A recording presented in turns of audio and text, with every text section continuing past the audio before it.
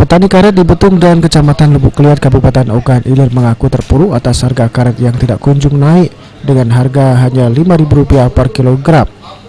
Puluhan petani ini menjerit dikarenakan terdesak kebutuhan sehari-hari yang semakin tidak tercukupi akibat harga karet yang sangat rendah.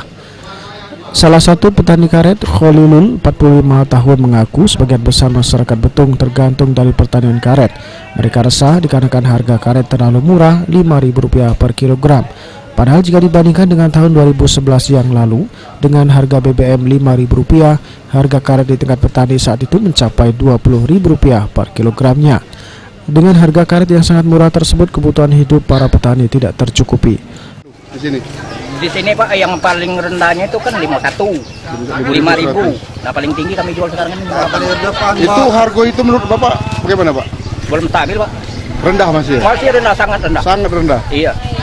Sebagus selain apa paling Bapak harapan berapa harga yang paling normal?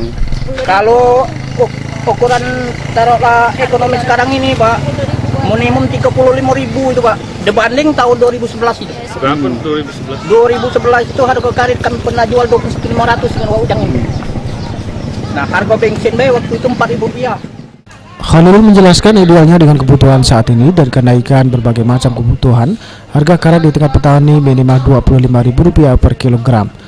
Namun untuk menyentuh angka Rp10.000 saja sangat sulit. Bahkan sebagian besar petani harus menjual harta bendanya untuk mencukupi kebutuhan hidup sehari-hari dikarenakan harga karet yang rendah.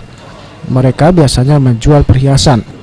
Warga Lubuk Liat lainnya, Rita, berharap pemerintah daerah dan pemerintah pusat segera memberikan perhatian kepada para petani karet yang mengalami kesulitan saat ini.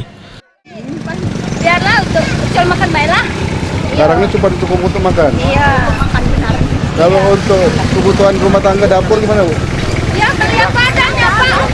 Nyoba-nyoba, beli separuh, beli pengaji-pengaji Pak. Cukup-cukupnya Pak? Iya.